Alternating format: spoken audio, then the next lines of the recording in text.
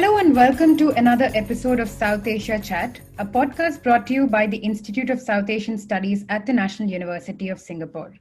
I'm Archana, a research analyst at ISAS. In today's episode, Professor C Raja Mohan, the director of ISAS, will be speaking to Ambassador Shivshankar Menon on the changes in South Asian geopolitics due to the ongoing India-China tensions. On this topic, ISAS has recently published a new South Asia discussion paper titled Navigating India-China Rivalry, Perspectives from South Asia. Ambassador Menon is currently a professor at the Ashoka University in New Delhi and is also a distinguished research fellow at ISAS. He served as a national security advisor to the Prime Minister of India from January 2010 to May 2014 and as Foreign Secretary of India from October 2006 to August 2009. A career diplomat, he was Ambassador or High Commissioner of India to Israel, Sri Lanka, China, and Pakistan. Welcome, Professor Raja Mohan and Ambassador Menon. Thank you. Thank you, Archana, and let me join you in welcoming Ambassador Menon for our discussion today about China, rising China, shall we say, and its impact on the geopolitics of South Asia. As Archana mentioned, Ambassador Menon, you had a long diplomatic career with India. You dealt with China quite a bit of your career. You also dealt with all our neighbors in different capacities, as you were ambassador in Sri Lanka and Pakistan, as well as in China. Then as Foreign Secretary and National Security Advisor, you had a chance to deal with all of them in different ways over the last many years.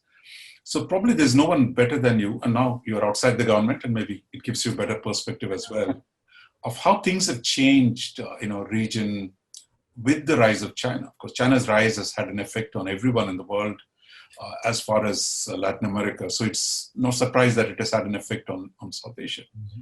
But would you say China is now the most important external power for South Asia, and it is the biggest role in shaping our region's politics? Well, thank you for asking me, and thank you for this opportunity. And for all the flattering things you said before. Yes, I would agree with you, actually, that China is the most important external player in the geopolitics of South Asia today. And in ways in which she was actually not involved previously. That's for three reasons, I think. One is, of course, with China's rise, she herself is actually much more connected to the outside world and actually has to push out and get involved in the rest of the world. She's actually more dependent on the rest of the world than she has been before. So that's one reason why South Asia, as a neighbor, China's periphery, becomes important to China, but also China therefore plays a more active role in South Asia. Secondly, as the focus of world geopolitics shifts to the Asia-Pacific, to the Indo-Pacific, and as the pushback to China's rise from the US comes, you find that all the flashpoints actually are in China's periphery. Suddenly, South Asia is actually beside the main fault line in international geopolitics. During the Cold War, we were a sideshow. The main fault line was in Europe between Soviet Union and US. But now it's all in the Asia-Pacific, in the South China Sea and so on. And the third reason, I think, is that, frankly, South Asia itself has become much more important. It's not only China that's rising. I mean, South Asia has risen in the last 2 decades. So that, I think, makes a big difference. So yes, and I think China is probably the most important external factor, but also the nature of the relationship between South Asia, China, and the rest of the world has changed very fundamentally. It's also China's economic rise, of course, it's made it the most important trading partner for everyone. Today, the roads, railway networks, everything beginning to penetrate. Yeah, across the Himalayas into South Asia. And then it's also becoming a major military supplier. So these two are new trends, right? Well, it's always been a major military supplier. I'm keeping aside Pakistan, which is a traditional relationship. In Sri Lanka, during Sri Lanka's 26-year civil war, for instance, China was a major supplier. The weapons that were used in the Nepalese civil war, most of them were Chinese, frankly. Now, how they got there, all that is a different question. Indian insurgents have used Chinese weapons. Burma has been an arms market for a long time. So I take for granted. Economically, yes, China today is in a position to do things that she didn't. But I think the biggest shift is the Chinese willingness to actually be involved directly or indirectly in the internal politics of South Asian countries. That is a new development. The Chinese role in encouraging the unity of the Nepalese communist parties, for instance, the clear expressions of preference in Sri Lankan elections for one candidate over the other, that sort of involvement is new. That's a very recent phenomenon. China's willingness to be a mediator and broker of a peace process in Myanmar between the government and the various separatist movements and armed insurgents. That I think is a new. China's offer to mediate on the Rohingya issue, for instance. So interstate disputes, but also internal politics of South Asian countries. So for me, that's a much more active role.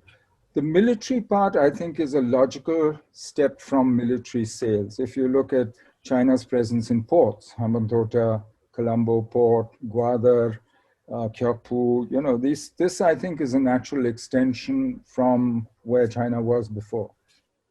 So how do you see the different countries? I mean, we'll come to individual countries briefly, but in terms of the larger, because China's ability to intervene in the internal affairs, be an alternative supplier of investment, trade. In the past, they kind of tried to escape India by turning to the West or trying to use other connections, or sometimes to Russia. But today, they all turn to China. So what kind of effects does it produce in the region? It's an interesting question. Actually, you're quite right. It's not only push. It's not only China going out, but there's also pull from South Asian countries. And there always has been. Frankly, because of India's overwhelming predominance in size, in the economy, geographic centrality, they can connect with each other only through India, etc. I think South Asian countries, states, which after all might be old nations, but are new states, relatively speaking, have always looked for external balances. So they looked to whoever the dominant power in the larger Asian region was. And if it was the US, they looked to the US previously. Today, China is the rising power, is the regional power, so they turn to China. So I think that dynamic will continue. And especially for, as I said, new states. I mean, old nations, but relatively new states who are in the process of state building, of building identities. They find it useful.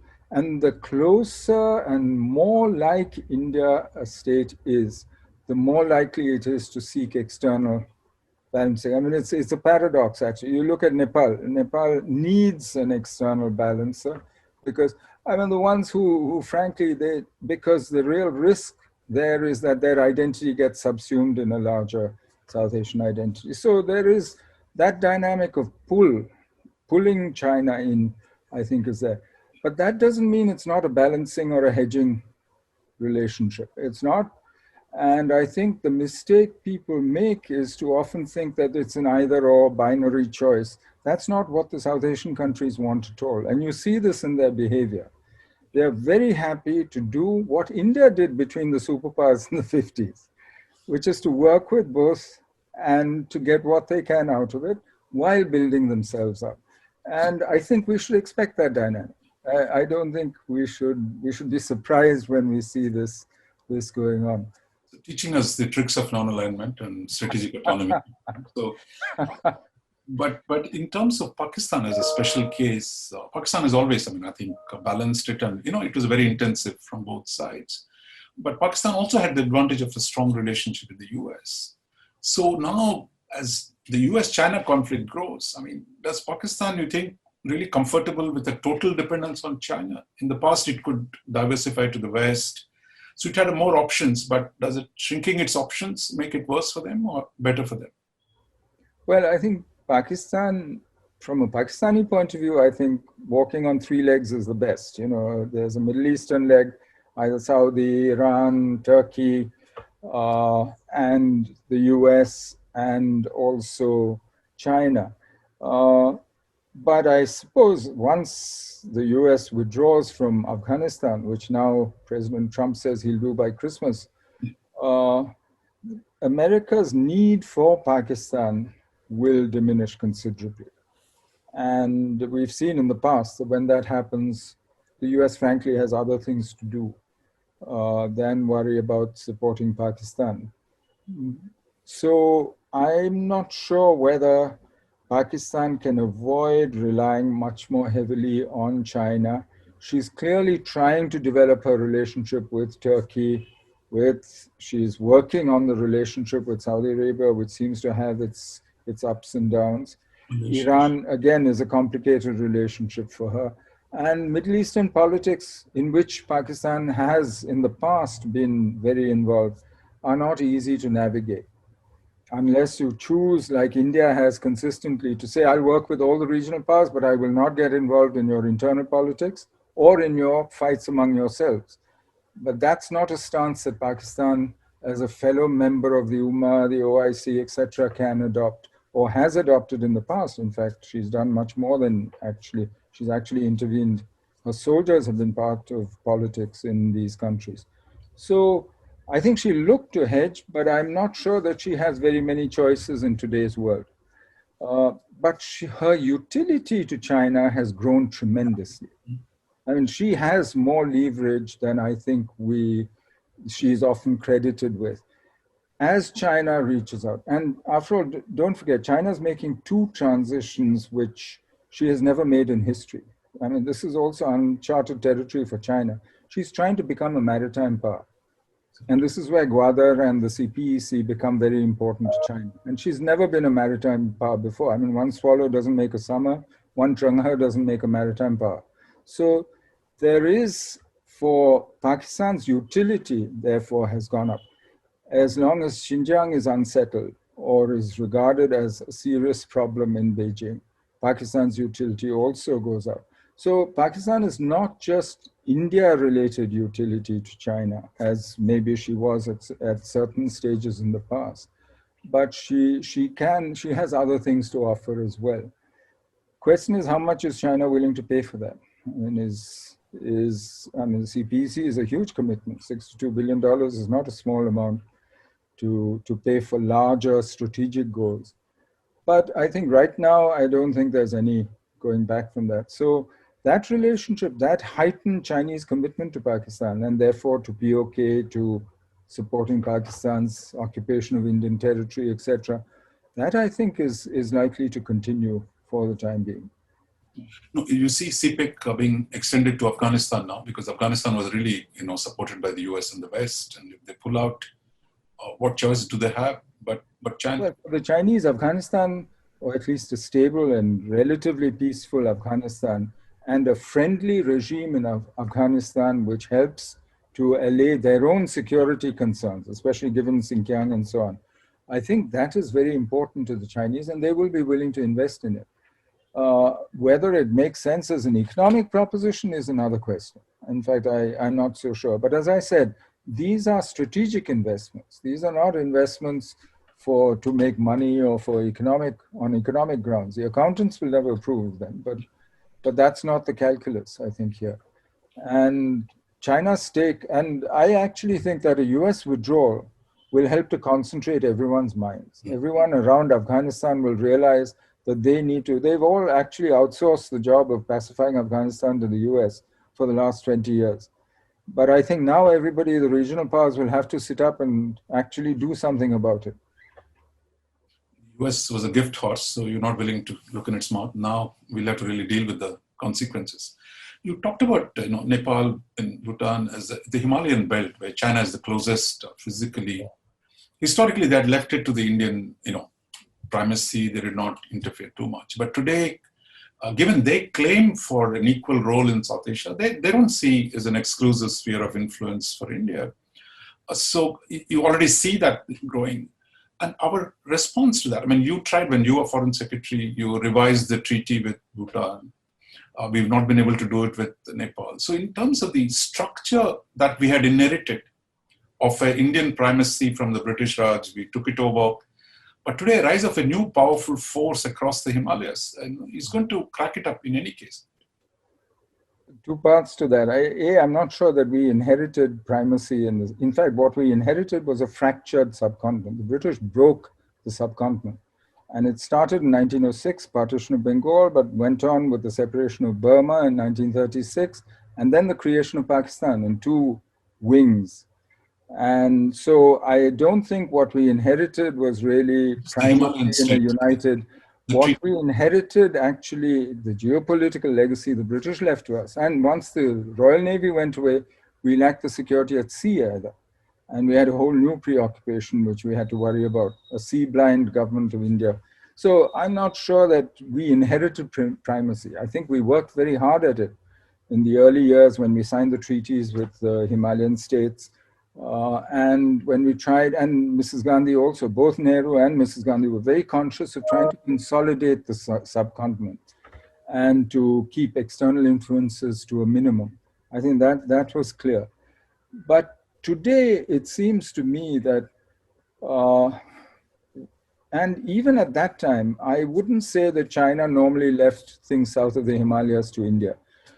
I think one big cause of the 1962 war was probably the mistaken Chinese belief that India was trying to split Tibet from China. And that Tibetan uprisings and guerrilla warfare was actually supported and promoted by India and the US. And I think what has happened, and so it was really a period in between the 90s up to about, you could say up to about 2008, 2010, maybe 2012 even, when China was willing to be relatively neutral in India-Pakistan, when Jiang Zemin would tell their parliament, you should do with India what we are doing, etc. And when China was willing to advise the Nepalese and others that, look, you make your peace with the Indians and you deal with this. This is your business. But since 2012, that's no longer so. And one of the big reasons for that is, I think, China's sensitivity on Tibet. I think their concerns, especially in Nepal, therefore, has become very important. Secondly, I think Nepalese politics themselves have brought the Chinese in.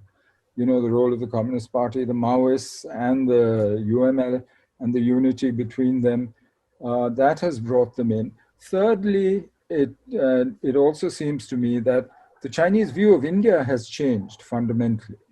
And you've seen what's happened to India-China relations in the last few years. They have become more adversarial, much more competitive.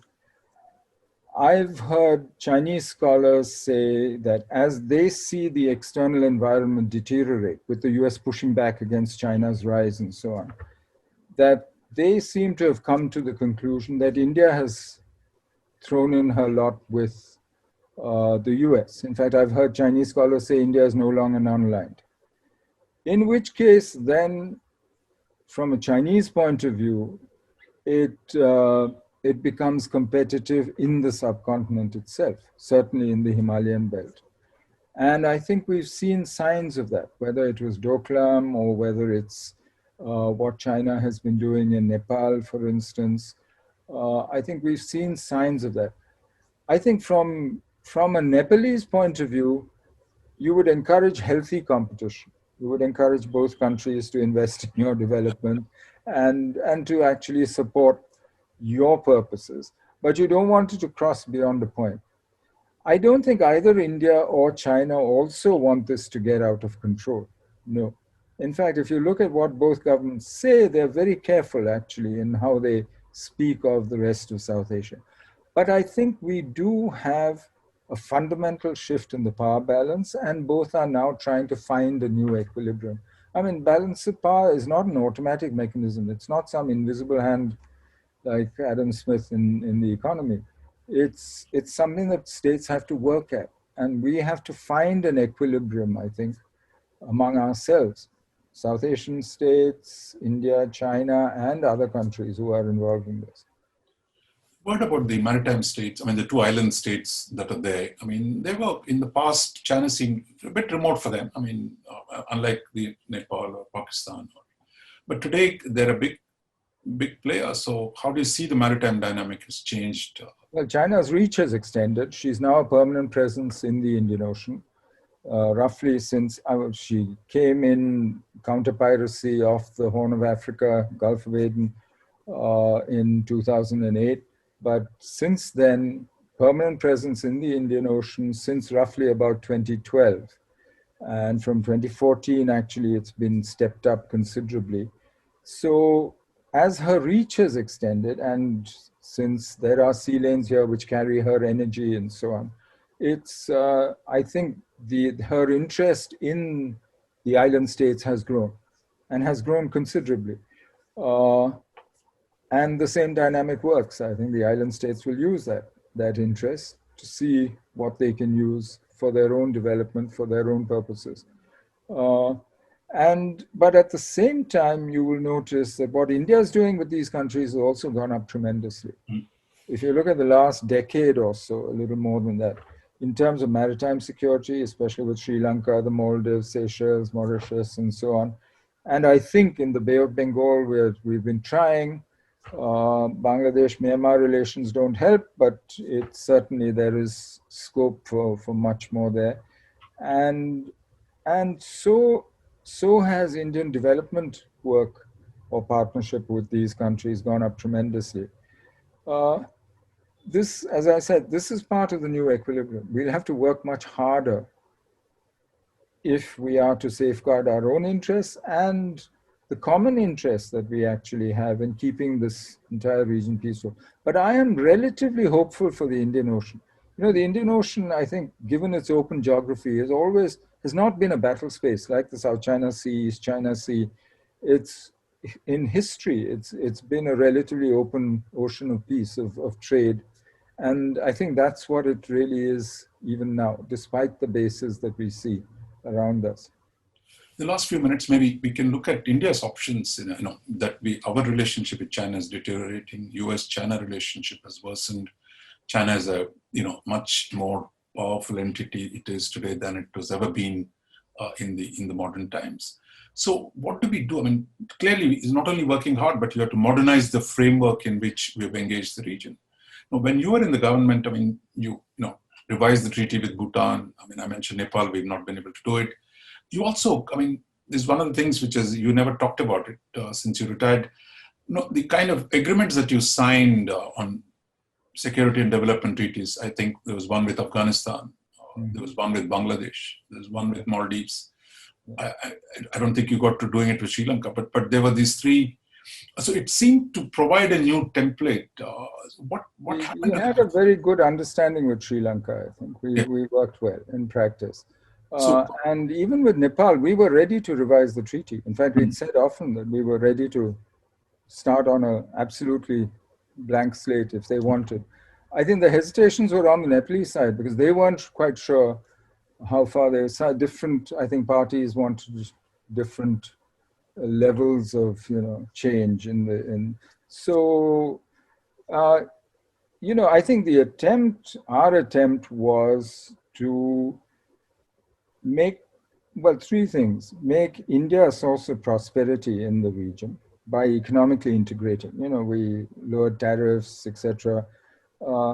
Secondly, to convince them that we also saw our security as interlinked, that we had no interest in an unstable neighborhood, and that we wanted stability and peace in our neighborhood because that enabled us to develop. So a peaceful periphery was a common interest. It wasn't just, Thirdly, I think to make it clear that we were not here demanding some exclusive privileges for ourselves, and that we were not even insisting on reciprocity, even though in practice, frankly, just the sheer overwhelming fact of Indian preponderance more than compensates for any apparent lack of reciprocity in various agreements and so on. And I think that made a difference. But you cannot, and I think it's true of the subcontinent, it's true of India, most good reform happens by stealth. So it wasn't as though there was some big doctrine, either a Vajpayee doctrine or a Manmohan Singh doctrine. I think we were lucky that we had three big prime ministers who actually saw things the same way, from Narasimha Rao to Vajpayee to Manmohan Singh. And that's why, as you said, it looks like there was a thought out structure that we were actually working to. Unfortunately, I think the world has changed very fundamentally since then. And I'm not sure that we've actually adjusted fast enough to those changes, because the basic balance of power has shifted. And unless we can adjust to that and change what we are doing, I think that original conception that we had, I think that also will need to be adjusted in various ways. But it's going to take a lot of work. Two final thoughts. I mean, I think one of our problems in the region has been we are sucked into their domestic politics. I mean, like Chinese come and say, look, we are for non-interference, we are for equal relationship, and we say we have a special relationship, and we are drawn in anything that happens inside, and they're trying to draw you in different factions as well. You see a point at which India will say we are for complete non-interference, and say, look, for example, in Sri Lanka. But nobody's going to ever believe it. As long as every border of yours has cross-border ethnicities, as long as every border is porous, as long as, where not only is it trade, where you ban trade, it becomes smuggling and you criminalize your borders. So for me, you might say, I'm not going to interfere, but nobody will believe it. So you might as well accept the fact and go out and make sure that what you do actually serves both your interests. And you do this every day in India, where you take different interests and you find ways of actually negotiating your way through. Why can't we do it with our neighbors? I think we can. We've done it successfully in the past. I'm sure we will in the future. The final thing, I mean, I think where our regional economic policy has not been in alignment with the natural geography, that is, how much China becomes force, that Nepal is still in the southern slopes of Himalayas. The natural geography is to trade with India, is to do more things with India.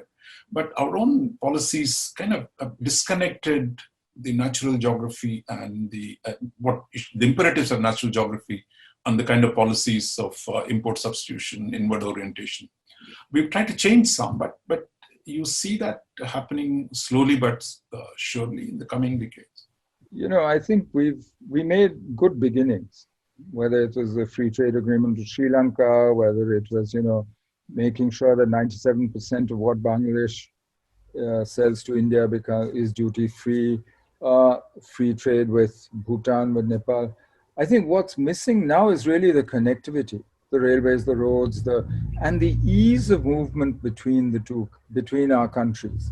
And that, I think, is partly, of course, this jealous guarding of sovereignty of new states. But it's more than that. I think we have a strategic interest as India in opening this up. And as long as we suspect everybody of being terrorists and we build walls and fences, frankly, I think we are doing ourselves long-term damage in the subcontinent. The way to do it, from my point of view, is to open up the connectivity and then let people do what they do naturally, rather than saying building walls, fences, putting regulators and gates and actually rent-seeking opportunities in place to prevent, and making trade into smuggling and criminalizing our borders. This is a real risk, because it criminalizes not just ordinary people, it also criminalizes your border guarding forces and so on. So for me, this is actually a security risk, this kind of policy. And I think we need to start opening that up. If we do that, and if we realize the levels of interdependence, then I think we can actually contribute to our own security. We need a much bigger, broader view of this than I think we have been displaying recently. I think that's a hopeful and optimistic note on which to end. And thank you, Ambassador Menon, for joining us and for this podcast of the South Asia Chat. We look forward to talking to you again. And to all our listeners, please do join us in South Asia Chat. Every week we have a podcast with various scholars, decision makers, and policy makers. Thank you all for joining in.